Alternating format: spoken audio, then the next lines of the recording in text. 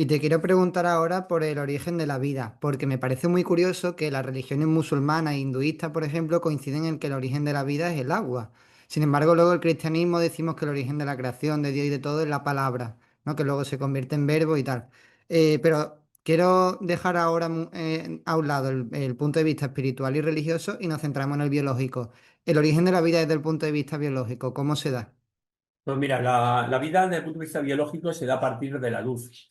La luz, la fuerza o la energía electromagnética de la luz, permite, junto a la presencia de sustancias inorgánicas que había en la Tierra en su origen, gracias a la intervención de unos fermentos de vida, que son los microcimas, dan lugar a la aparición de las primeras formas orgánicas que dieron lugar a las formas inicialmente vivas, que fueron bacterias, ¿vale? Entonces, esas bacterias, en un ambiente inicialmente sin oxígeno, eran una situación fermentativa sin uso de oxígeno, por tanto, son las formas iniciales de producción de energía, pero, insisto, todo a partir de esos fermentos de vida llamados microcimas, somátidas, que también se llaman de esa forma, pero las microcimas es un nombre original descubierto por Béchamp, por el gran investigador francés, ¿vale? Entonces ahí, luego posteriormente ha habido otros investigadores que junto a Béchamp ha conseguido, y fíjate, eso viene nos remontamos a la mar con los mensajeros, o sea que tú fíjate que si hay una serie de investigadores que han intervenido en entender lo que es el origen de la vida, no como nos han hecho ver a través de la teoría de Darwin con el origen de la vida, que es todo a partir de ahí una competencia y una supervivencia más actos, sino la vida es colaboración y es adaptación al medio, por tanto ese origen inicial de la vida con los fermentos de vida llamados microcimas dieron lugar a la aparición de esas bacterias gracias a la presencia de la luz, de la energía electromagnética del Sol y también de las formas químicas inorgánicas de la Tierra. Surgió, como te he comentado hace un momento, la vida a través de las bacterias y fueron los virus, esos malditos demonios que los quieren hacer ver, que son fundamentales, no, son vitales para la vida. Esos virus permitieron insertar secuencias genéticas en esas iniciales bacterias que fermentaban para convertirlas en bacterias fotosintéticas, es decir, las cianobacterias. A partir de ahí, esas secuencias genéticas virales se insertaron en las bacterias, permitieron ir produciendo oxígeno y adaptando o convirtiendo el espacio nuestro en un espacio con oxígeno y entendiendo ya la vida como la entendemos actualmente. Una vida basada en el oxígeno en cuanto a la forma respiratoria de los seres humanos, pero que evidentemente todo viene del origen de los microcimas, que es una parte también muy espiritual que tienen, Fernando, los microcimas, porque evidentemente cada individuo tenemos nuestros propios microcimas y desgraciadamente sospechamos que ahora se están introduciendo microcimas modificados artificialmente. Por tanto, ese origen de vida, que son los microcimas, están siendo posiblemente interferidos para interferir en la propia biología, no solamente nuestra, como Homo sapiens sapiens, sino en el resto de los seres vivos de la Tierra, y hacer ese transhumanismo del que tanto se habla últimamente, convertir la creación en una cosa distinta y en una obra distinta que no es la original. Bienvenidos a todos. Hoy vuelvo a traer conmigo al biólogo Ignacio Román, que también es profesor en la universidad y pasa consulta. Y bueno, Ignacio, la primera pregunta que te quiero hacer, ¿qué tal estás? ¿Cómo te encuentras? ¿Qué tal el verano? ¿Qué tal, Fernando? Buenos días. Pues mira, todo bien dentro de lo que se puede decir. El verano muy intenso, ha sido de muchísimo trabajo, pocos días de descanso, pero la situación requiere que estemos muy atentos de todo lo que está ocurriendo para preparar bien la respuesta, con todo de ayudar a la gente a la salud en este otoño que nos va a entrar ya dentro de unos días. ¿Tú qué tal, Fernando? Pues yo muy bien, de descanso y desconexión total, lo necesitaba después de un año muy duro de iniciar el podcast y de darle hacerlo crecer y de vencer muchos miedos, de enfrentarme a gente muy conocida. Entonces ha sido olvidarme un poco de todo ese tema y leer mucho de vacaciones en la playa, así que muy contento de retomar también porque lo retomo con muchas ganas. Y por eso te quería traer porque coincidimos la presentación del documental de Lara, de la realidad. Y comentaste una cosa que me pareció muy interesante, que es el origen de la vida.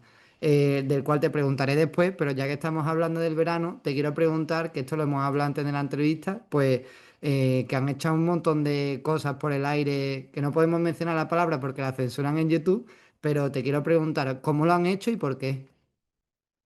Pues mira, efectivamente, como tú has dicho, esa fumigación que ha habido en verano, que no ha sido precisamente para favorecer, ha sido principalmente nocturna. Evidentemente, de esa forma, gracias a los movimientos que provocan las ondas de radares que dispersan esas fumigaciones, pues al amanecer ya no se veían esas fumigaciones, pero ha ocurrido, ha habido importantes. Ahora ya sí que están fumigando durante las horas de luz, pero durante el verano ha sido especialmente en horas nocturnas y importante ha sido la radiación que ha habido de microondas. Ha sido muy potente, lo cual ha provocado que por la noche en verano, al dormir la población con las ventanas abiertas por el calor, haya entrado esa fumigación por vías respiratorias y por tanto la intoxicación ha sido importante y además por la noche, recuerda Fernando, que es cuando se realizan los mayores y más óptimos procesos de desintoxicación del cuerpo.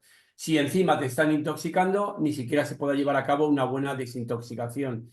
Y luego la radiación está alterando muchísimo el equilibrio iónico a nivel de membrana celular, a nivel fisiológico en general, está habiendo un desequilibrio energético y eso está provocando lo que estamos viendo muchos especialistas en los últimos días, que estamos recibiendo numerosísimos mensajes de personas que están teniendo síntomas de cansancio, agotamiento, fiebre, dolor articular, migrañas y malestar digestivo, como son náuseas, vómitos o bien diarreas. Estos son cuadros que estamos viendo que está creciendo. Sabemos, evidentemente, por qué se están produciendo, pero ya sabes, Fernando, que la causa de todo, desde la oficialidad, son virus y microorganismos. Ujú.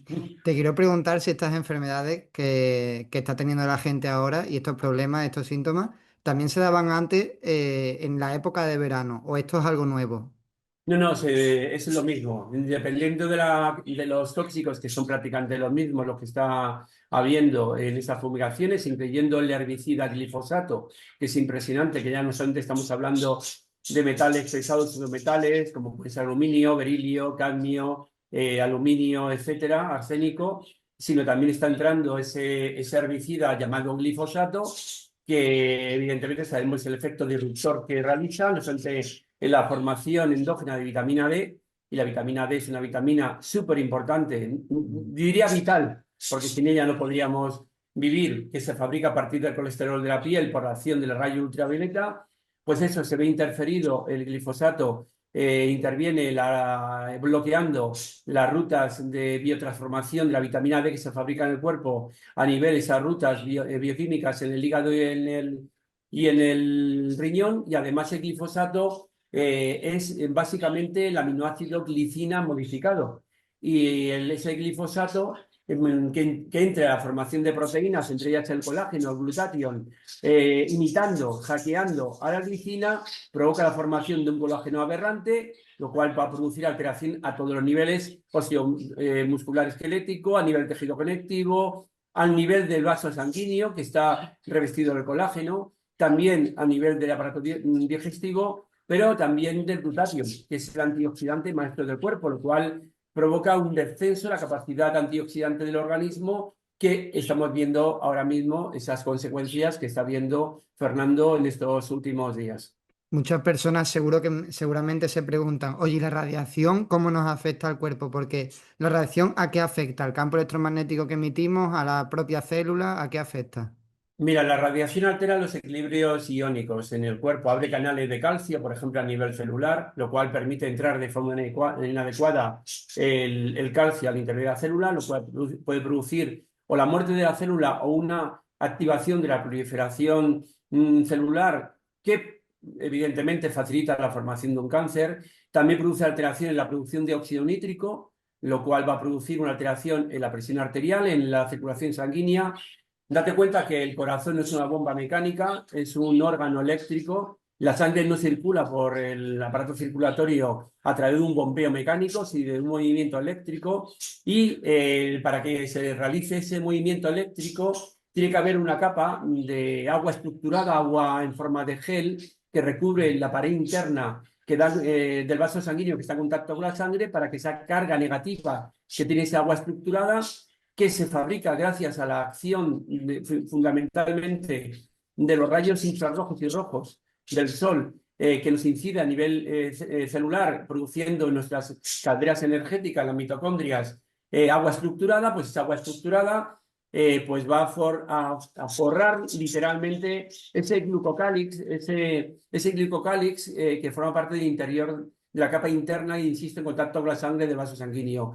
Si estamos recibiendo una carga electromagnética de microondas muy potente, alterando los campos eléctricos del cuerpo, y encima la persona que es un gran problema no hace toma de tierra, no hace ese earthing, ese grounding, esa toma de tierra para meter electrones de la tierra al cuerpo, pues esa carga negativa se va alterando, se produce una despolarización que se denomina una pérdida de carga eléctrica en la capa interna de la membrana celular y se producen muchísimas alteraciones que la peor de todas es la aparición de un cáncer. Ujú. ¿Hasta qué punto son peligrosas las radiaciones que emite el teléfono móvil o los microondas? Porque, vale, tenemos muy claro que las antenas de telefonía móvil son súper peligrosas, pero el móvil y los microondas, por ejemplo. Sí, es tremendo porque date cuenta que el móvil lo que hace es ser un amplificador, aparte de un receptor de la señal de microondas que emite la antena de tu zona o la que está captando la señal tu móvil, el móvil actúa como antena de amplificación. Por tanto, está amplificando esas señales. Date cuenta que el cuerpo, desgraciadamente, por todo lo que recibimos, no solamente por esas fumigaciones, sino por la alimentación, el agua que bebemos, está muy intoxicada de metales y pseudometales y al llegar a esa onda de microondas, la señal se potencia, se amplifica, alteran, como te he comentado anteriormente, los equilibrios electromagnéticos e iónicos en el organismo y eso a nivel celular es un auténtico destrozo. Va a producir una alteración en el funcionamiento celular y finalmente puede haber un fallo de la pérdida de equilibrio más pronto que tarde, porque aquí no hablamos de más tarde que pronto, sino más pronto que tarde se pierde el equilibrio, la armonía en el organismo y ya tenemos esa adaptación que el cuerpo hace, esa estrategia que el cuerpo realiza llamado enfermedad para intentar lo antes posible volver al equilibrio. Desgraciadamente, como los recursos que el cuerpo tiene se están viendo muy limitados porque estamos sometidos a una carga tóxica enorme por todas las vías, pues finalmente la capacidad que tiene el cuerpo, una vez que se ha adaptado a ese estado de enfermedad para intentar volver lo antes posible al equilibrio, cada día está siendo más complicado, está siendo más laborioso y lleva más tiempo el poder volver a recuperar la armonía en el cuerpo. No paro de escuchar a nutricionistas y expertos en el mundo de la alimentación decir que estamos todos inflamados, absolutamente todos, por culpa de la alimentación, por bueno, los transgénicos y por el trigo genéticamente modificado y todo ello. Te quiero preguntar si la radiación también ayuda a que esa inflamación se produzca. Sí, evidentemente, date cuenta que en el momento que el cuerpo, yo siempre indico, y es una frase reiterada mía, la casi todas las enfermedades son intoxicaciones, o bien químicas, o bien electromagnéticas, o bien emocionales, incluso espirituales, hay un pequeño grupo de enfermedades producidas por traumatismos, por heridas y también, evidentemente, por fallos micronutricionales, de carencias de vitaminas y minerales, pero la inmensa mayoría son intoxicaciones. Por tanto, dentro de ellas está la radiación y date cuenta que el cuerpo cuando se intoxica, entre ellas por la radiación, tiene que intentar desintoxicar y para ello lo que hace el cuerpo es abrir ventanas, es decir, inflamar. La inflamación aguda es un mecanismo de adaptación del cuerpo con todos los síntomas que conlleva, la fiebre, el dolor, etcétera, para intentar rápidamente abrir esas ventanas y permitir al cuerpo ir reciclando y eliminando tóxicos en el organismo. Evidentemente, las ondas electromagnéticas de telefonía móvil, de radar, produce una intoxicación muy importante a nivel celular, a nivel de los tejidos, y va a producir una aparición de una inflamación aguda. En un momento determinado, esa inflamación aguda te salva la vida porque está preparada para desintoxicar lo antes posible, pero si el impacto de la intoxicación es permanente, se convierte en inflamación crónica. Y ahí sí que hay un gran problema, porque el cuerpo está adaptado para responder ante una inflamación o con inflamación aguda. La respuesta con inflamación crónica es la misma. El problema es que el sistema inmune, como sistema de limpieza, no de defensa, sino el sistema de limpieza, de desintoxicación, tiene los privilegios por parte del cerebro aproximadamente durante 50 a 55 días. A nivel total, a nivel energético, Claro, la inflamación aguda se resuelve cuando el impacto que te ha provocado la inflamación desaparece y suele ser rápido. Sin embargo, una inflamación crónica, el cerebro le empieza a quitar al sistema inmune privilegios hasta a partir del séptimo octavo día. Por tanto, el día 50-55 se acabarán los privilegios. El sistema inmune busca estrategias para intentar mantener esos privilegios y ahí tenemos muchas complicaciones, entre ellas resistencia al cortisol, resistencia periférica a la insulina y otras circunstancias que nos lleva a un estado muy importante de pérdida de equilibrio. Y el peor de todos es que la inflamación, si es crónica, y los antioxidantes, tanto endógenos, glutatión, melatonina, melanina, etcétera, que tenemos en el cuerpo, más lo que podemos ingerir, por ejemplo, la vitamina C, se agotan, ya tenemos una activación de los mecanismos de coagulación de la sangre. Esa coagulación intravascular diseminada va a producir, entre otras cosas, lo que vimos en 2020, esa famosa enfermedad que nos dijeron que está producida por un bichito, y fue una enfermedad, evidentemente por radiación, que agotaron la reserva de antioxidantes del cuerpo y desencadenó un mecanismo de coagulación de la sangre. Antes mencionabas que la toma de tierra podía venir muy bien, tomar el sol, tomar vitamina B, para que todas estas intoxicaciones que nos meten a través de las fumigaciones, del agua, de la comida, de todo lo que sea, porque viene por todos lados, pues evitarlas un poco. Pero te quiero preguntar soluciones, ¿no? A tus pacientes, por ejemplo, ¿qué les sueles recomendar cuando vienen con intoxicaciones de este tipo?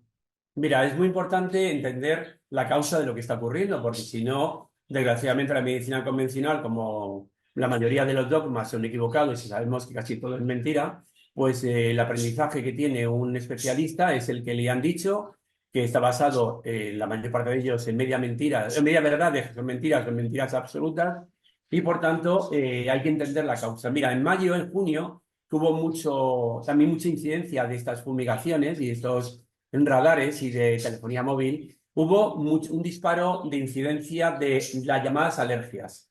Bueno, no eran alergias, porque personas que ni en su vida habían tenido respuesta a supuestos alergenos tuvieron la sintomatología típica de alergia. ¿Cómo se trataron? Pues aquellos especialistas que conocemos bien lo que está ocurriendo, no se nos ocurrió dar ni mucho menos antihistamínicos químicos que sabemos que cronifican el problema, sino antihistamínicos que son naturales, como la quercetina, como puede ser. No dimos nada de esto. Dimos antioxidantes y dimos quelantes de metales pesados y quelantes de sustancias tóxicas. Por ejemplo, la clorela, la espirulina, la vitamina C, en el caso del aluminio, el selenio. Aumentamos la complementación con esas sustancias y milagrosamente la supuesta alergia desapareció. Y es curioso cómo los pacientes, Fernando, decían: pero Ignacio, si me ha dado antioxidantes y quelante de químicos tóxicos, ¿cómo se me ha curado la alergia? Digo, porque no era alergia, te lo dije desde el principio, era intoxicación. Y por tanto teníamos que neutralizar el tóxicos y tener capacidad antioxidante añadida para poder amortiguar el daño. Así que esta es una solución que te acabo de decir, dar clorela, espirulina, dar acetilcisteína para aumentar el glutatión, dar vitamina C por vía oral, liposomada o ácido ascórbico. Son medidas muy eficaces, además de lo que tú has hablado, también has comentado, tomar el sol y también exponerte al contacto con la tierra. Ujú.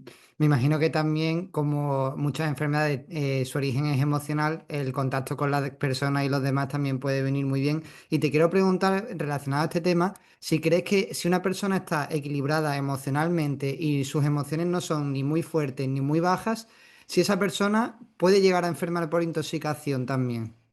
Sí, date cuenta que la enfermedad, que es ese proceso de adaptación, Fernando, de estrategia para volver a la armonía del cuerpo, al equilibrio, que yo creo que no había que ya verlo como algo malo, como se ve la enfermedad, incluso con una etiqueta que te puede llevar a la muerte, sino simplemente con una adaptación para intentar mantener y recuperar esa armonía, pues evidentemente las personas emocionalmente, espiritualmente también muy en armonía, en estabilidad, pueden llegar a enfermar, porque una enfermedad no tiene causa única, tiene una serie de causas complementarias, que algunas de ellas, de las complementarias, son necesarias, pero jamás son suficientes para generar una enfermedad. La combinación, insisto, de causas complementarias, en las que una de ellas es necesaria, la que da lugar a la aparición de la llamada enfermedad.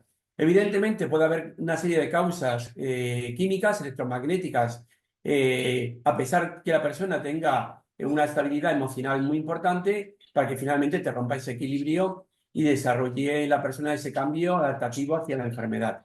Pero sí, sí, puede ocurrir, pero la probabilidad, Fernando, si una persona está empoderada, está con una seguridad emocional, una estabilidad emocional alta, la propia confianza de saber que si pierde el equilibrio, el cuerpo tiene capacidad enorme para volver a recuperarlo, hace que el estado de recuperación sea mucho más rápido. Y te quiero preguntar ahora por el origen de la vida, porque me parece muy curioso que las religiones musulmanas e hinduistas, por ejemplo, coinciden en que el origen de la vida es el agua. Sin embargo, luego el cristianismo decimos que el origen de la creación de Dios y de todo es la palabra, ¿no? Que luego se convierte en verbo y tal. Pero quiero dejar ahora a un lado el punto de vista espiritual y religioso y nos centramos en el biológico. El origen de la vida desde el punto de vista biológico, ¿cómo se da?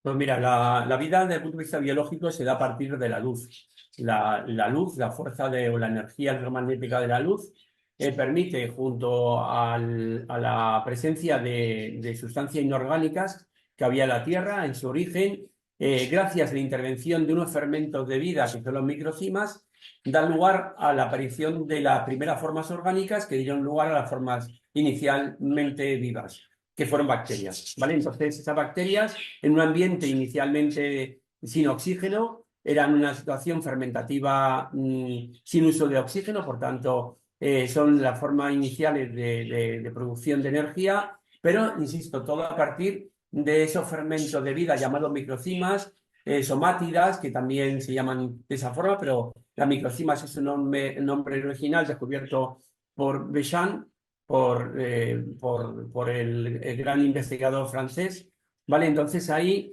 luego posteriormente ha habido otros investigadores que junto a Béchamp ha conseguido, y fíjate, eso viene nos remontamos a la mar con los mensajeros, o sea que tú fíjate que si hay una serie de investigadores que han intervenido en entender lo que es el origen de la vida, no como nos han hecho ver a través de la teoría de Darwin con el origen de la vida, que es todo a partir de ahí una competencia y una supervivencia más actos, sino la vida es colaboración y es adaptación al medio, por tanto ese origen inicial de la vida con los fermentos de vida llamados microcimas dieron lugar a la aparición de esas bacterias gracias a la presencia de la luz, de la energía electromagnética del Sol y también de las formas químicas inorgánicas de la Tierra. Surgió, como te he comentado hace un momento, la vida a través de las bacterias y fueron los virus, esos malditos demonios que los quieren hacer ver que son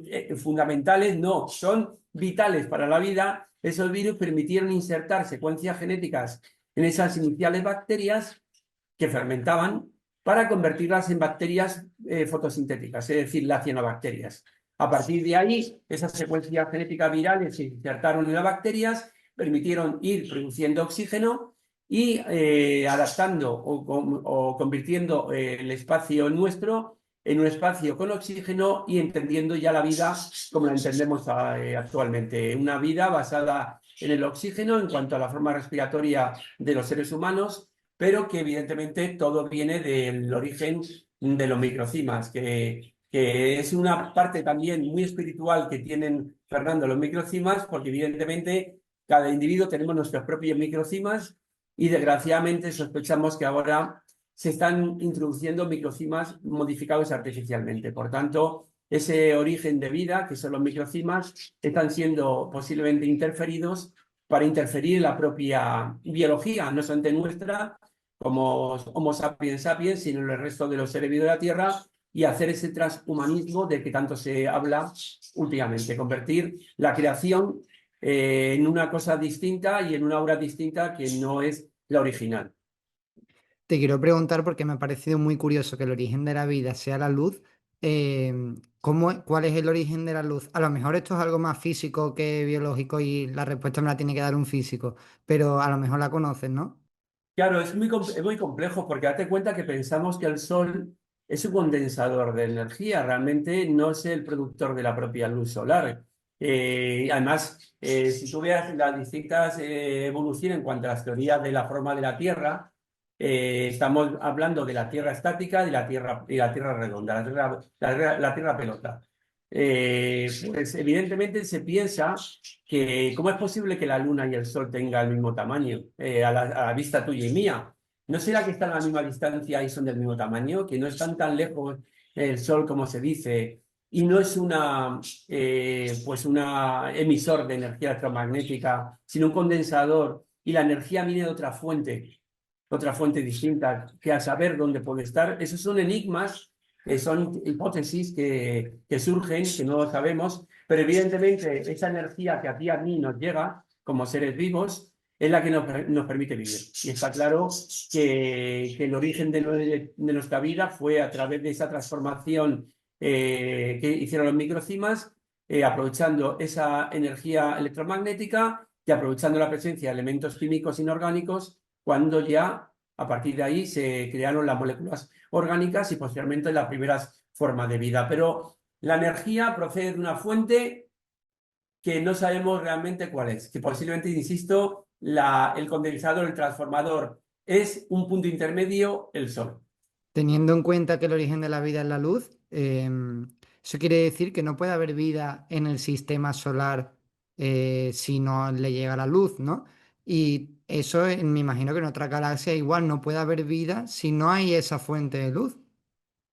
Claro, pero hay que analizar a fondo y ahí siempre hablamos de hipótesis porque la historia que nos han contado, pues casi todo es mentira y por tanto, porque vamos a creer también esa existencia de un universo formado por galaxias, las galaxias por estrellas, cada estrella tiene sus planetas, todo gira alrededor de todo, todo se expande en un universo pues infinito, pues a lo mejor no todo es como nos han contado, por tanto habría que analizar si la presencia de nuestra Tierra es solamente una pequeña parte de una tierra mucho más extensa, un territorio mucho más extenso en el que vivimos en la llamada tierra, pero a lo mejor hay otras tierras más allá de lo que nos han contado. Por tanto, todo como en ciencia, Fernando, es debate, todo nunca son dogmas ni paradigmas que son como leyes inamovibles, todo hay que ponerlo en duda, todo hay que estudiarlo a fondo, hay que ir más allá de la obra de teatro, hay que ver lo que hay detrás del escenario. Por tanto, a mí me gusta tener un pensamiento crítico, que es algo que yo he hecho durante toda mi trayectoria como profesor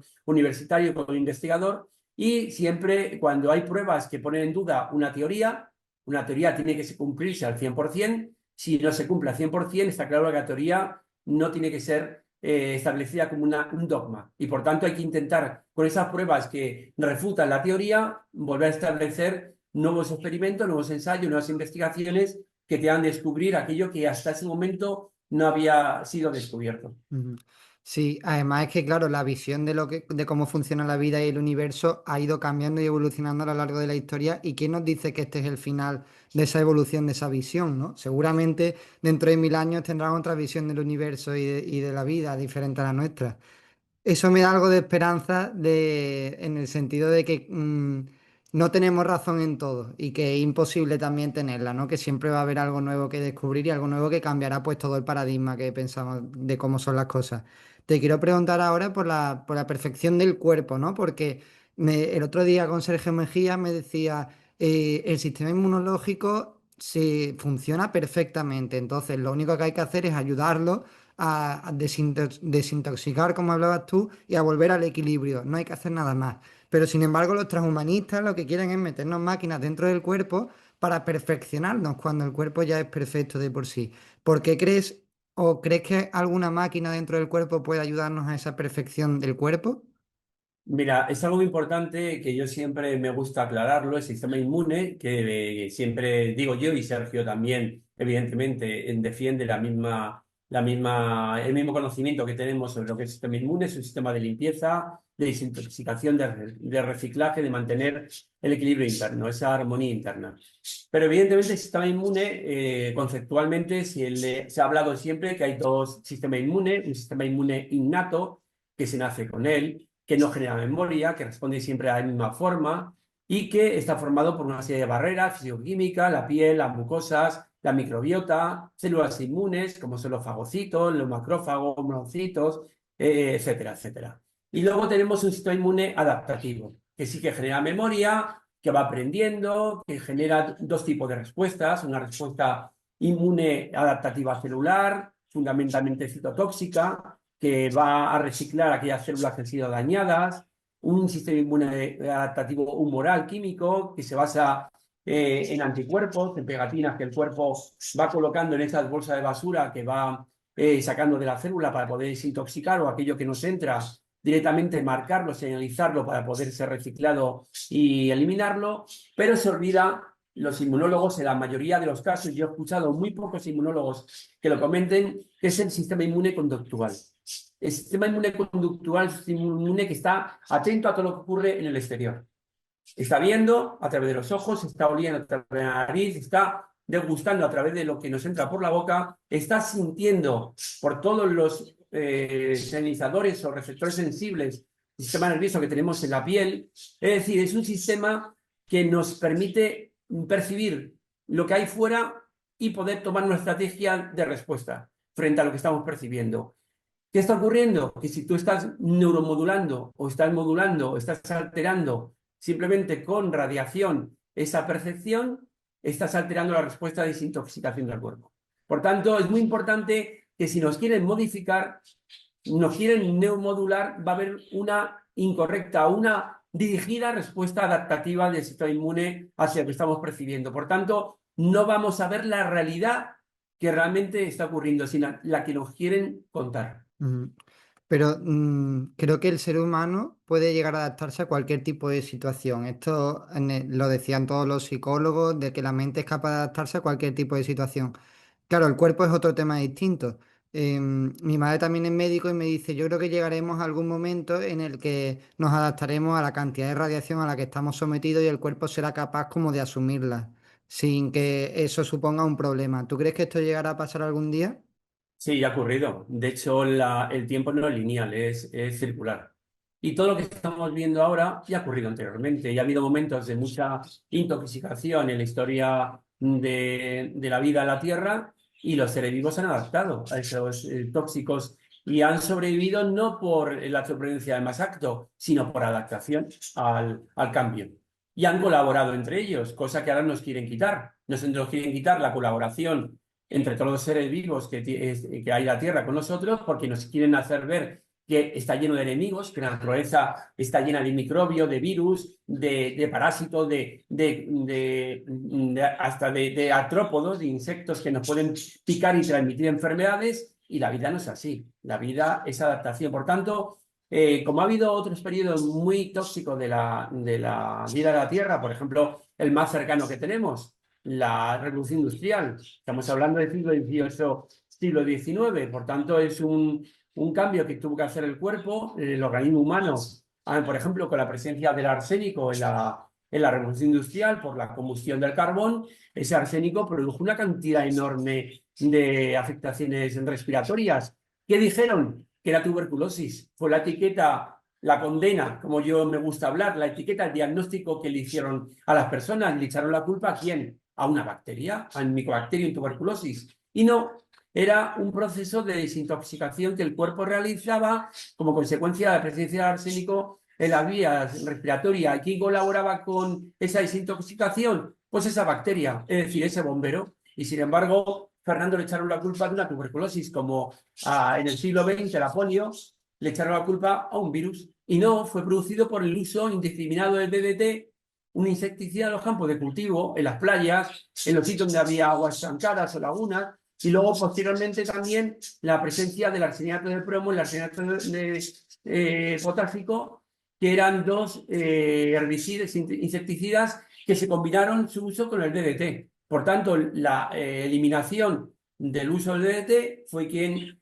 hizo desaparecer prácticamente la presencia de polio entre nosotros. Y no fue el uso de un inyectable que dijeron que era el que iba a facilitar la prevención y la eliminación de la enfermedad. Por tanto, como ya hemos vivido esos procesos de intoxicación, y si vamos a la época de los romanos, donde se utilizaba mucho pues material para cocinar o para servir alimentos a base de metales que producían intoxicación, y también el uso de tuberías de plomo, que posteriormente se han extendido prácticamente hasta el siglo XX, pues sabemos que el cuerpo humano ha ido aguantando grados altos de intoxicación ambiental y ha ido adaptándose a esas intoxicaciones. Por tanto, la biología, Fernando, es perfecta.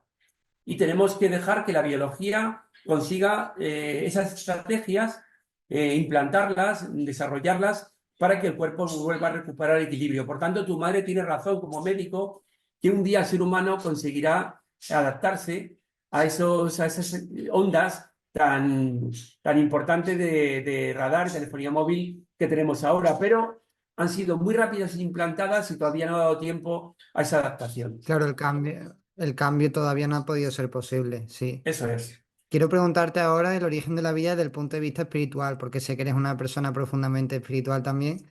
Entonces, si eso y si el origen de la vida espiritual coincide con el origen de la vida biológico. Sí, efectivamente, porque de hecho la vida, el Dios está en la sangre. Y si vemos dónde están los microclimas, esos fragmentos de vida que dieron lugar al origen de la vida de la Tierra, nuestros microclimas circulan por la sangre. Por tanto, la luz también está en nuestras células, porque la célula emite luz en todo el espectro absoluto, igual que tiene el espectro solar. Y por tanto, el origen de la vida, que algunos llaman fuente de vida, energía vital, cada uno lo quiera llamar, tú y yo lo llamamos Dios, y evidentemente a partir de esa fuerza creadora, de esa inteligencia creadora, dio lugar a esa producción de energía a través del o mediante el sol, para que finalmente, como he dicho antes, esos fragmentos de vida consigan estar inicio y el final de toda forma de vida viva, que es el microclima. El microclima está a la hora de la formación de la forma viva, como cuando ya el ser vivo muere, los microclimas persisten y lo que hace es transformar los elementos que teníamos en forma viva a elementos constitutivos. Es decir, vuelven a facilitar la creación de nuevas formas de vida. Mm. Y la microcima se puede encontrar también en cosas no vivas, como por ejemplo la piedra o el acero o el hierro, en materiales inertes. Sí, y en el agua. En el agua, la presencia de microclima es evidente. Por tanto, en toda aquella sustancia que puede ser transformada o mediante ella proporcionar vida, los microclimas van a estar presentes. Lo que pasa, que es lo que yo te decía, en el ser humano, claramente, tú y yo, cada uno tenemos nuestros microclimas que compartimos el día que tenemos una pareja, pues con nuestra novia, esposa o pareja, y evidentemente se va a dar la unión de microclimas para que la vida se perpetúa en nosotros. Y evidentemente, la modificación de los microclimas, Fernando, como fermento de vida, no solamente va a comprometer la vida del ser humano en la Tierra, sino también la de otras especies que, tristemente, esa modificación de microclimas pueden alterar lo que es el ciclo normal de vida de la Tierra. Hay una idea que creo que compartimos, que Dios no solamente es esa causa primera y de donde surge todo, sino que también interviene en la historia del ser humano, bueno, en la historia de la Tierra y la historia del universo en general. Entonces te quiero preguntar, claro, me has dicho que Dios se encuentra en todo el mundo porque todo el mundo tenemos microclimas, en todo, se encuentra en todo porque todo hay microclimas. Entonces, pero ¿cómo interviene en lo que es la historia de la Tierra, del ser humano y del universo? Hombre, pues fíjate, ya simplemente lo que hemos hablado, que es la fuente creadora, que es quien proporcionó con su inteligencia suprema, superior, todas las estrategias, herramientas para poder surgir la vida como la entendemos en la Tierra. Pues fíjate si está en la base ya de la creación, en la propia existencia de Dios, y luego la formación. Y es muy posible que esa no es muy posible, estoy convencido que son microclimas, es lo que la propia Biblia en los escritos antiguos aparecen como el origen de la vida, como los fermentos que son aquellos que dan lugar, digamos, a la proyección de la obra creadora en nuestro propio organismo. Ujú. Y tú como persona cristiana, porque eres cristiano, ¿no? Sí, soy cristiano, sí, sí. Te quiero preguntar cómo has logrado compaginar esa parte de tu vida cristiana con la biología, porque claro, cualquiera dice, oye, la ciencia no se puede unir con la biología, con la espiritualidad. ¿Cómo has conseguido tú unirlo? ¿Ha sido a través de la razón? ¿Ha sido algo más de fe? Es algo a través de la razón, si tú te das cuenta, y a través de la fe, la clave de poder tener esa espiritualidad y ser cristiano. Evidentemente, No es incompatible ser científico con ser creyente. Nos han hecho ver que es imposible, pero es que la ciencia al día de hoy no ha podido demostrar la no existencia de Dios. Por tanto, si no puede demostrar la no existencia de Dios, pues evidentemente es un paso que nos hace ver que todo esto que tenemos, que contemplamos en el día a día, que disfrutamos con sus momentos difíciles en la tierra, no puede ser del azar. El azar no crea esto. Esto tiene que haber sido creado, evidentemente, por una inteligencia superior y que cada uno lo quiera llamar como lo quiera llamar. Tú y yo lo llamamos Dios y otras personas lo llamarán de la forma que quiera creer, denominarlo. Pero evidentemente todo esto, Fernando, toda la biología, toda la vida de la Tierra, todo lo que somos, parte evidentemente de una inteligencia superior que tú y yo la llamamos Dios. Ujú. Y desde el punto de vista biológico, ¿existe como una programación que se va a cumplir al 100% o existe ese libre albedrío? Hombre, tú piensas que nuestra propia molécula de ADN es una antena receptora y emisora de señales. Nuestra propia célula emite luz, como emite el sol.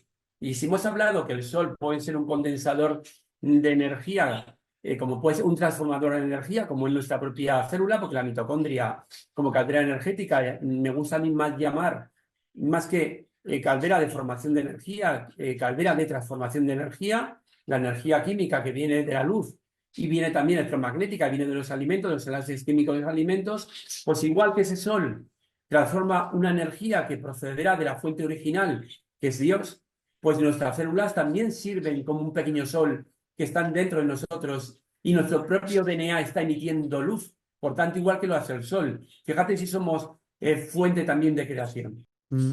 Y se ha conseguido imitar la luz del sol, porque, bueno, sí que existen las máquinas de rayos UVA, pero no sé hasta qué punto eso contiene todos los tipos de rayos que emite la luz solar.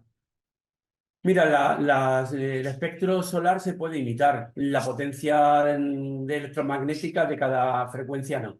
Eso evidentemente no se puede imitar con el espectro completo. No te digo yo que un espectro determinado sí que se pueda utilizar instrumentos o máquinas de gran potencia, pero conseguir exactamente la misma potencia que tiene el Sol, hoy por hoy no se ha hecho y no creo que se pueda hacer. Tema clonación, porque hace un montón de años creo que salió una noticia de que habían conseguido una oveja, clonarla, y esto no sé cómo lo han podido hacer, porque me imagino que eso han tenido que imitar, incluso, o sea, copiar el ADN y copiar como incluso la estructura celular y del campo magnético de la oveja. ¿Cómo ha sido esto posible? ¿Tú lo sabes? Sí, mira, ya de hecho, si te das cuenta de la famosa oveja Dolly, que fue una oveja clonada, desde entonces que había habido un grupo de, creo que investigadores de Corea del Sur que se habían planteado clonar el mamut, no se ha vuelto a hablar de ello.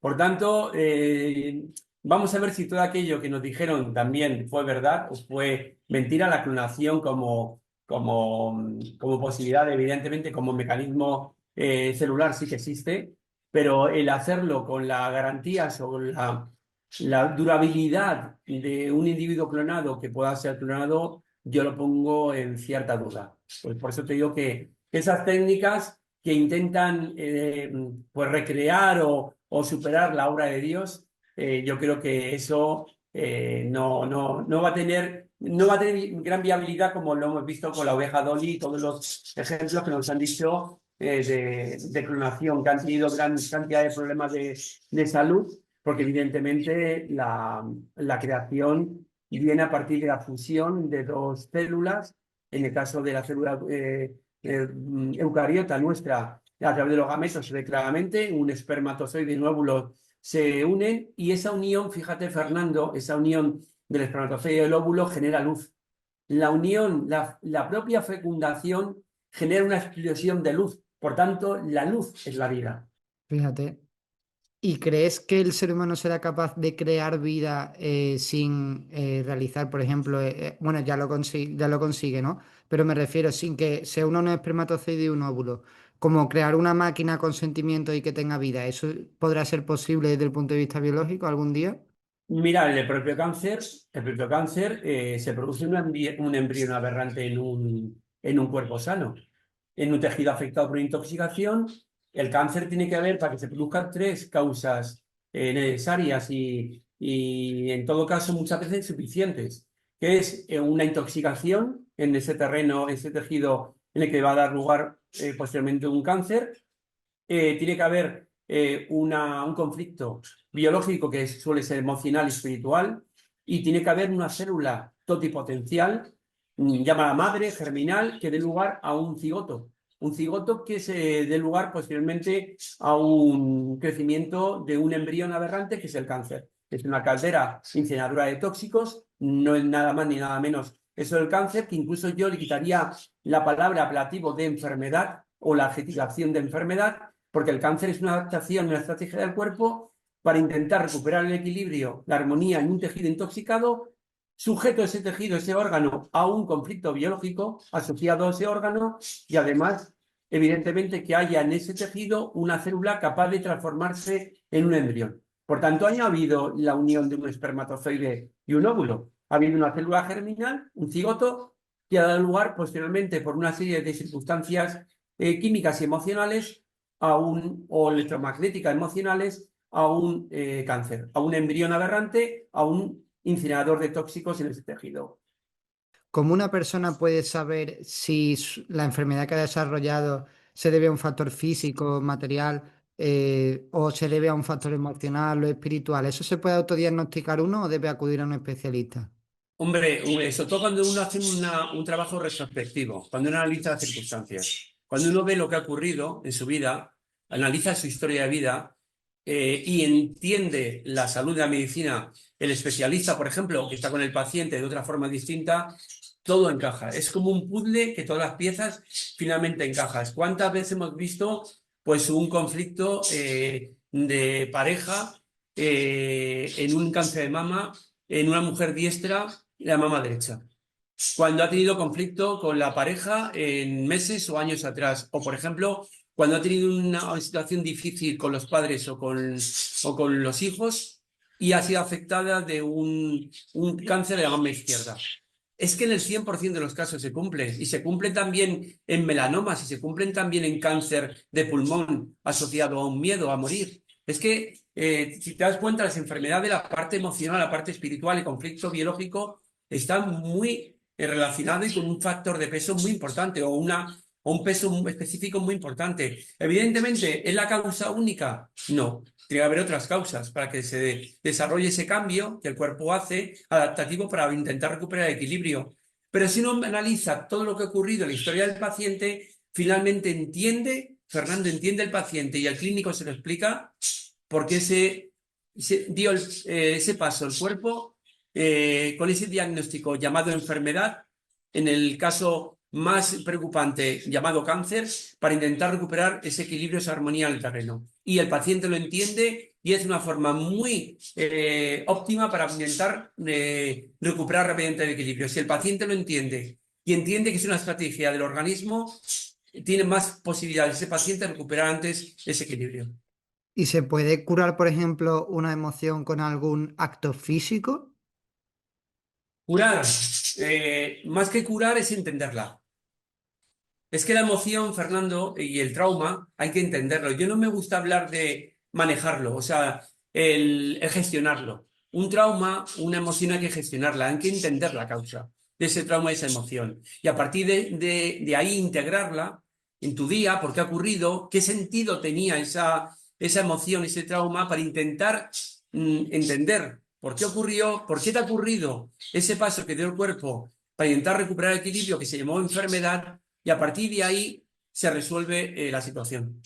Este es un tema controversial, pero bueno, ya que eres biólogo, pues te quiero preguntar por ello, ¿qué es la homosexualidad? Últimamente salen muchos estudios financiados por vete tú a saber quién, que dicen que la homosexualidad se da mucho en la naturaleza y en los seres vivos, cuando en el siglo creo que era 20 se decía que eso no era así, que la homosexualidad era un caso de un 1 o 2% entre especies. Según tu experiencia y tus estudios, ¿la homosexualidad es algo natural en la naturaleza como tal? Sí, fíjate, es una pregunta, Fernando, que me hacían los estudiantes de quinto de carrera siempre en metodología de la investigación. Una asignatura que yo fui coordinador y profesor durante muchos años, y me preguntaban que qué opinaba yo con respecto a la homosexualidad. Y entonces decía, siempre digo lo mismo, yo no tengo opinión, tengo conocimiento. Por tanto, como biólogo, desde el punto de vista biológico, la homosexualidad no tiene sentido su permanencia en un ser vivo, en un animal. Hablamos del hombre o los animales que nos reproducimos de esta manera, porque si no, la descendencia, la perpetuación de la especie no va a tener lugar, se va a perder la especie. Por tanto, si todos los individuos fuesen homosexuales o fuese algo normal, al final tendería a poder ser desaparecida o eliminada esa especie. Por tanto, la homosexualidad sí que es cierto que, por ejemplo, en el ser humano, en la evolución hormonal, emocional de un individuo, puede haber personas, adolescentes o niños, que pueden tener distintos momentos de duda o de disonancia en ese sentido, o de no claramente identificarse con lo que es su sexo o su género de nacimiento. Pero no hay que intervenir, hay que dejar evolucionar, hay que dejar que el proceso continúe de maduración para que todo vuelva al equilibrio. Por tanto, si tú analizas desde el punto de vista biológico, es así. Desde el punto de vista cultural, evidentemente, ha habido un porcentaje de homosexualidad en toda la historia de la humanidad. Lo vemos en los griegos, lo hemos visto en los romanos, lo vemos ahora, pero está más asociado a aspectos culturales, a aspectos sociales, aspectos incluso de modelos que se tiene de la madre o del padre. Y eso lo vemos. Y yo, que a mí me gusta mucho la psicología, la psiquiatría, tengo grandes referentes y amigos y personas muy cercanas del mundo, en el mundo de la psiquiatría y de la psicología, siempre me dicen que hay un porcentaje determinado de homosexuales, varones que han tenido un padre muy autoritario o muy blando, o una madre muy autoritaria, muy dominante. Entonces, claro, te das cuenta que hay un aspecto cultural, social, educativo muy importante en determinado porcentaje de homosexualidad, unido a lo que hemos hablado antes, que evidentemente la evolución hormonal, psicológica del individuo puede tener momentos de alteración que pongan no en claridad lo que uno siente con respecto a su género, pero que lo normal, lo habitual es que eso vuelve a lo que es la armonía, el equilibrio que hace entender lo que es el sentido del género. En la especie humana es clarísimo, en el mundo animal es clarísimo, que es finalmente poder tener descendencia y perpetuar la especie en la Tierra. Ujú. Claro, desde el punto de vista psicológico, si tú tienes dos padres en lugar de un padre y una madre, tú vas a ver como lo normal que sea tener dos padres. Entonces, quizás eso también te va a hacer que sea más probable que tú seas homosexual en el futuro. O desde el punto de vista biológico, esa persona va a hacer más caso a su cuerpo y a sus inclinaciones sexuales. Las dos cosas pueden ocurrir. Yo, de hecho, conozco personas ya adultas que vienen de parejas homosexuales, tanto de mujeres o de hombres, de convivir con dos mujeres o con dos hombres y que han tenido un desarrollo, digamos, coherente con su género. Y posteriormente les gusta lo que es el género contrario. También conozco casos contrarios que se han educado en familias en las que no había ese referente de padre-madre distintos de género y han seguido la misma tendencia, la misma inercia que tenían en sus modelos. Evidentemente, eso ha sido un experimento muy peligroso, Fernando. Muchos psicólogos que son amigos míos me lo han dicho desde hace décadas. Era una forma de experimentar de forma pues muy peligrosa en la especie humana, y vemos las consecuencias y sobre todo los objetivos, Fernando. Estamos viendo que el objetivo es la reducción de población, hay distintas formas de conseguirlo. Una forma es directamente eliminando a la población mediante guerras, mediante enfermedades inducidas por intoxicación, a través de inoculaciones que te provocan una pérdida de fertilidad. Por tanto, ya es difícil que ese individuo intoxicado por una inoculación pueda tener descendencia, y también por un adoctrinamiento de ingeniería social que haga entender que o bien no tienes hijos porque son muy caros, o bien teniendo hijos, adoctrinándoles o educándoles en un modelo en el que la figura del padre y la madre no está claramente establecido. Por tanto, el objetivo al final es claro, es la reducción de la población humana, por la vía distintas que te he comentado.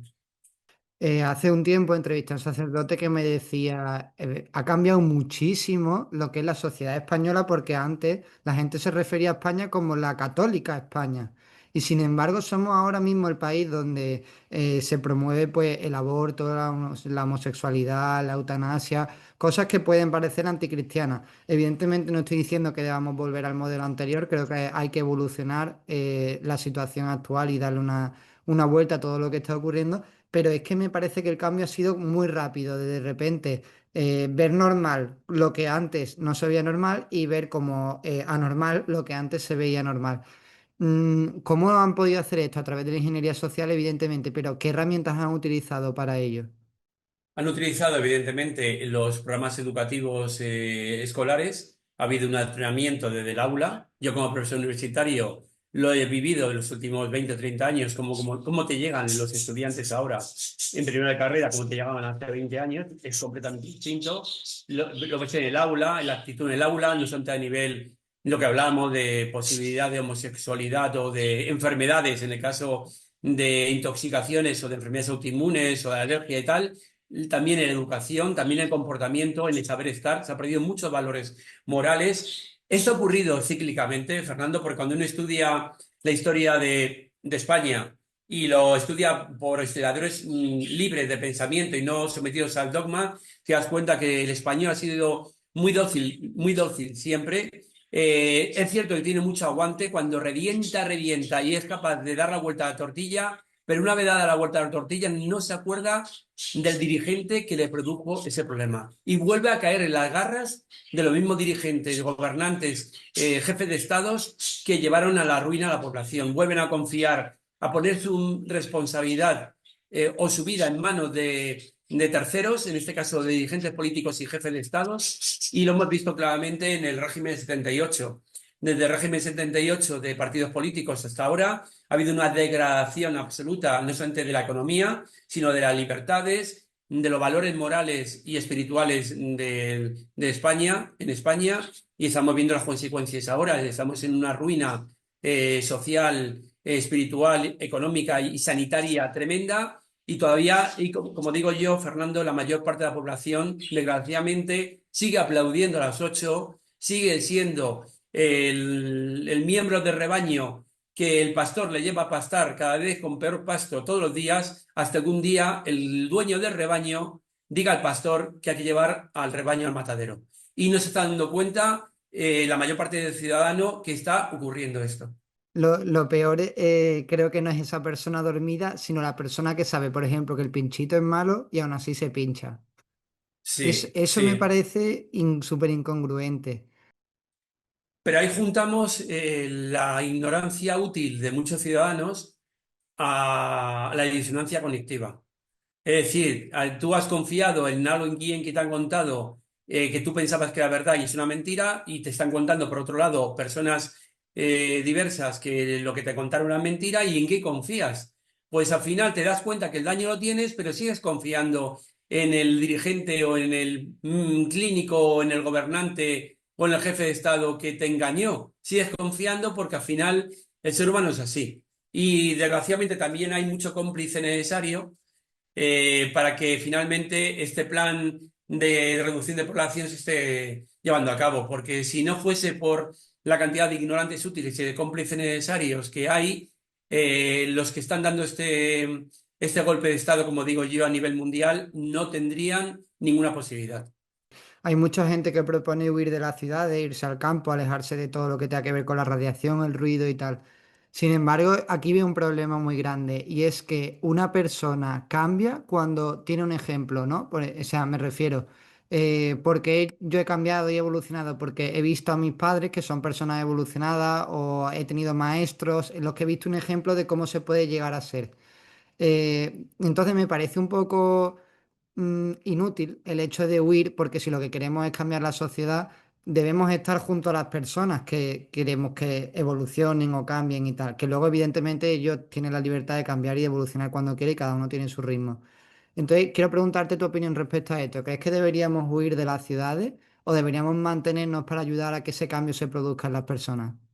Mira, inevitablemente cambio va a haber. Va a haber algo, y lo estamos viendo. Llevamos desde 2020 muy acelerado el proceso y vemos que esto va a caer en cuestión de meses, un año y medio máximo. O sea, el sistema va a caer totalmente. Por tanto, hay que intentar, por una parte, crear comunidades que puedan recuperar de nuevo una humanidad mucho más razonable, sensata, colaborativa, espiritual, como tiene que ser. Tiene que haber comunidades que tienen que salir del sistema, obligatoriamente. Y hay que ayudar a sacar a personas del sistema para que puedan haber una reconstrucción después de la destrucción de ese sistema que va a haber.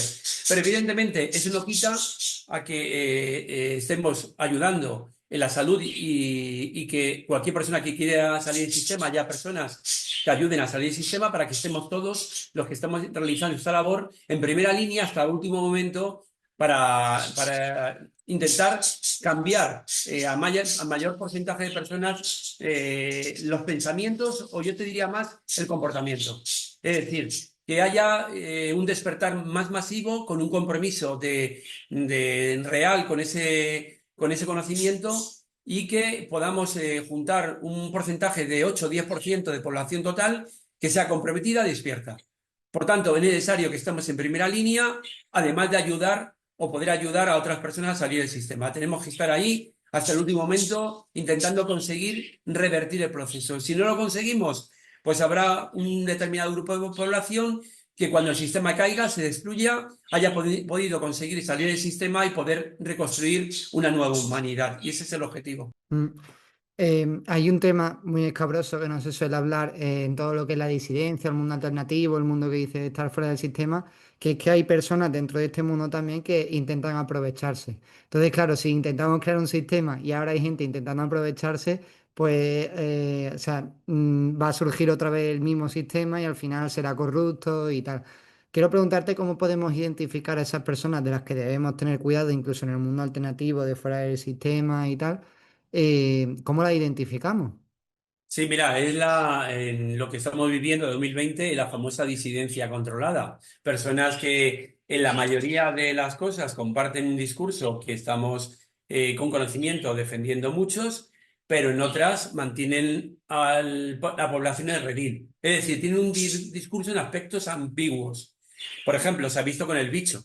Por ejemplo, hay personas de disidencia controlada que siguen hablando del bicho cuando el bicho ni existió. Por ejemplo, hay algunos que siguen hablando de la famosa inoculación con un RNA mensajero y una proteína llamada Spike, cuando sabemos que eso no es el problema. Y siguen hablando de todo bien, de acuerdo con la mayoría de lo que somos verdadera resistencia, pero en cambio siguen siendo divergentes o distintas en ese mensaje que mantiene a la gente confundida, a la gente en el redil, pensando que hay bichos voladores que nos pueden matar. Por tanto, siguen siendo esos cómplices necesarios y muy útiles para el sistema para que sigan teniendo al rebaño enganchado en el redil y llevándole por el camino que quieren llevarle, evidentemente. Para crear un nuevo sistema se debe crear una nueva forma de gobierno, me imagino. Pero es que, claro, lo veo muy complicado, Ignacio, porque las instituciones ahora mismo están tan consolidadas. Vale, el sistema económico puede caer, todo lo que quieras, pero luego construir algo sólido desde las bases de nuevo me parece algo muy complejo. Porque, ¿qué modelo nuevo implementamos? Eso nadie lo sabe dentro del mundo de la disidencia, ¿no? Tú hablabas de pequeñas comunidades. ¿Cómo lo ves tú este nuevo sistema, esta nueva evolución? ¿Cómo crees que será? Sí, pensando que el sistema, el Estado está corrompido, siempre que se habla de cualquier Estado, sabemos que el Estado es corrupción y lo ha sido históricamente. No conocemos un Estado que no haya sido corrompido por el mal. Por tanto, lo que va a haber que afectar inevitablemente, Fernando, lo que yo te decía hace un rato, que el sistema va a caer totalmente, va a haber una destrucción total del sistema y ahí, pues, la humanidad que sobreviva, la humanidad que vuelva a levantar una nueva humanidad, tendrá que tener muy claro que no puede repetir los fallos anteriores. Es decir, tendremos que buscar sistemas colaborativos, de cooperación, en los que haya, por encima de todo, generosidad, amor, espiritualidad, en la ambición, la competencia, que no exista competencia, que sea todo entendido de la colaboración y que tengamos esa capacidad de adaptación continuamente al medio.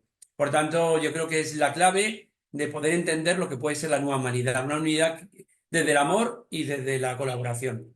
Y también creo que es importante recordar que somos seres humanos, somos imperfectos y que seguramente este nuevo sistema pues tampoco vaya a ser perfecto. Haya personas que cometan errores y organizaciones, instituciones que sigan cometiendo errores. Pero bueno, la idea es que cada vez haya menos errores, ¿no? Sí, porque si tú te das cuenta, cuando el hombre por evolución debió pasar de las cavernas y de la caza y de la pesca y de la recolección a poder ser ganadero o agricultor y ser más sedentario, sabemos por los registros que ha habido históricos que los que no hacían nada, los llamados vagos de la tribu, fueron los que se convirtieron en políticos. Por tanto, eso que lo hemos visto en los registros prehistóricos, pues ahora mismo con más razón lo estamos viendo. El que no tiene nada que hacer más que enriquecerse, molestar y enredar y enfrentar a tribus y enfrentar la estabilidad y la paz de las tribus, son los que ahora también, como antes, son los políticos. Te quiero preguntar porque, claro, eres profesor, ya vamos a ir terminando, pero es que esto tengo mucha curiosidad. La evolución de los alumnos, ¿cómo los has visto? Porque ya no solo de personalidad, de forma de comportarse, sino de conocimiento respecto a lo que es la vida, de cómo la entienden también a nivel espiritual. ¿Cómo ves la evolución de los jóvenes? Pues mira, te hablo desde hace ya 20 años o 25 años para acá. Veía una juventud enormemente responsable, una juventud que sabía perfectamente el sacrificio que sus padres hacían a la hora de pagar los estudios, una población de estudiantes que sabía que el conocimiento les hacía mejores profesionales y mejores personas, a ver una evolución, una involución de ese alumnado, un alumnado infantilizado, un alumno en general, hablo, hay excepciones como todo, muy responsable, muy maduro, en el que todo tiene que ser rápido, ya no se tiene paciencia como se tenía antes. Creo que tiene que ser inmediato y eso lo ha provocado mucho también las redes sociales y toda la información que les llega.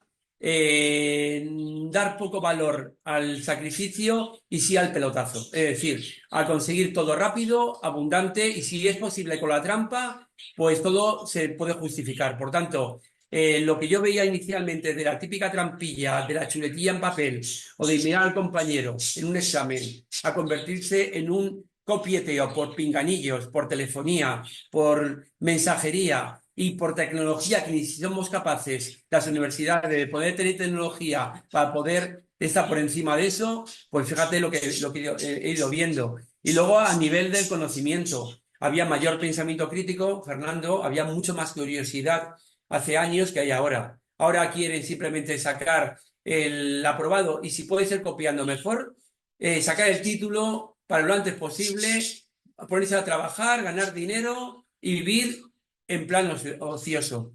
Y fíjate, estoy siendo muy crítico, pero es que a mí, y como confío en que hay una juventud, porque la veo, la sigo viendo con muchísimos valores, confío que ese cambio, esa destrucción del sistema que hemos hablado, también la juventud que queda todavía con grandes valores, consigamos y consigan ellos multiplicar y amplificar esos principios, esa moral, esa ética al resto de la población joven, que estoy convencido que por mimetismo lo va a conseguir obtener también. ¿Y la evolución de las universidades, cómo ha sido? Porque te cuento un poco mi experiencia resumidamente.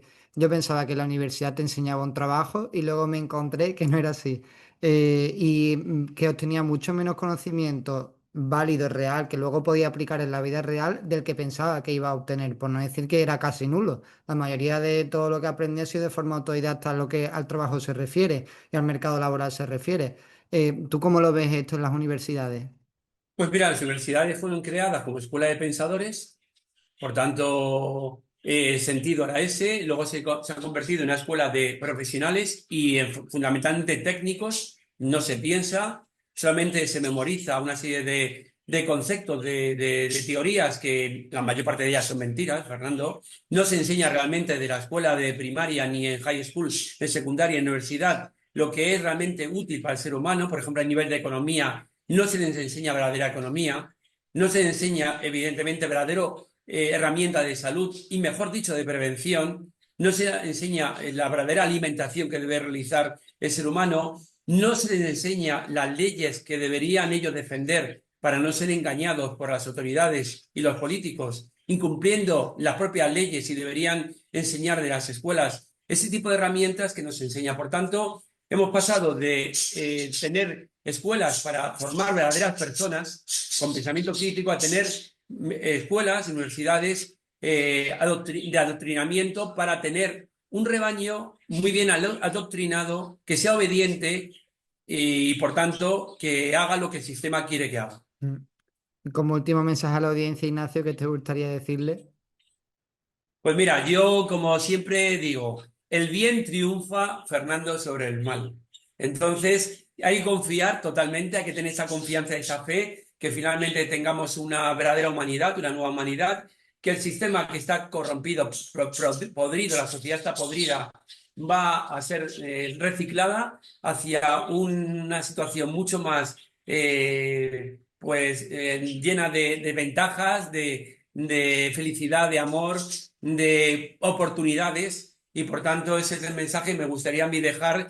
Y en el tema de la salud lo mismo, que las personas confíen que su organismo tiene una capacidad enorme de recuperar el equilibrio, la armonía cuando lo ha perdido, y que por favor no confíen tanto en una etiqueta, en un diagnóstico, que es una condena en muchos casos, que hacerse tantas pruebas diagnósticas es, como yo siempre digo, es ir a comprobar al cementerio todas las semanas que uno está vivo. Si no está vivo, no tiene por qué ir continuamente a hacerse pruebas diagnósticas. Si se encuentra bien o el cuerpo ha dado un estado momentáneo de pérdida del equilibrio, confíen que su organismo va a recuperarlo lo antes posible. Hay herramientas, pero la mejor herramienta la tenemos dentro de nuestro organismo, nuestra propia capacidad biológica de recuperar y estar en un estado bueno de salud.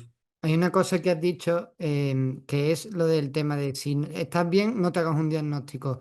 Esto es que yo veo un montón de médicos dando una machaca brutal y sobre todo un montón de profesionales de los sanitarios que van a los podcasts que dicen, no, deberías hacerte pruebas cada X tiempo porque a lo mejor estás teniendo algo que ni siquiera tú estás viendo y te está afectando. Y me parece que lo que hacen es más, en lugar de hacer bien, meter miedo completamente en la gente de decirle básicamente que tienen algo y que no se están dando ni cuenta. ¿Cómo la gente puede superar este miedo para que no le afecte estas cosas, estas palabras? Pues lo más importante es lo que te comentaba al principio. Las enfermedades son adaptaciones, una estrategia del cuerpo para volver a la armonía y al equilibrio. Por tanto, no entender la enfermedad como una etiqueta que te puede llevar a la muerte. Por tanto, ¿para qué vas a hacerte un diagnóstico de un paso que da el cuerpo que fundamentalmente o principalmente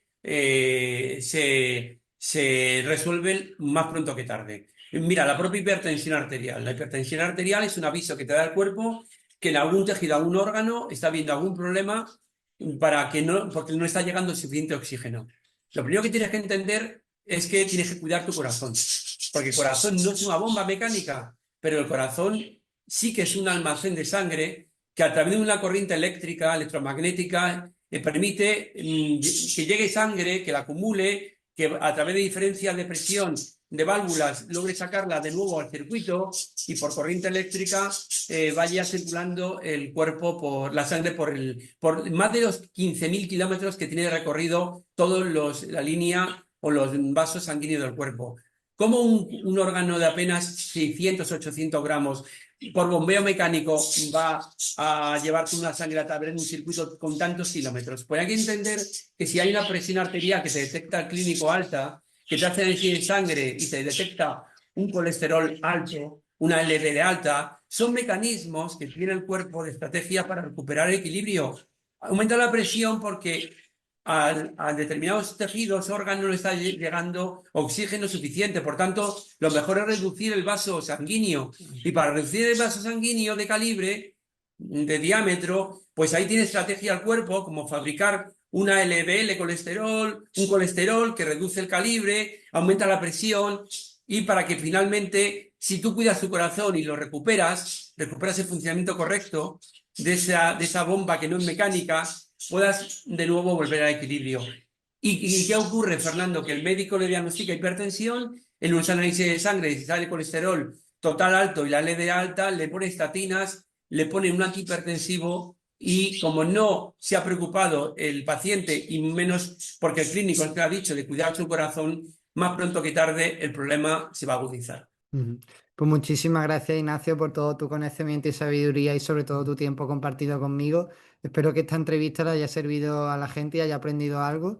Y muchísimas gracias, Ignacio. Gracias, Fernando, por la entrevista, por compartirla en tus redes, por la labor que haces, Fernando, porque estás llevando una visión distinta para que la población tenga ese pensamiento crítico que tanto yo defiendo y finalmente sea responsable de su vida y de su propia salud. Es una labor que haces que te lo agradezco de corazón. Muchas gracias. Un fuerte abrazo.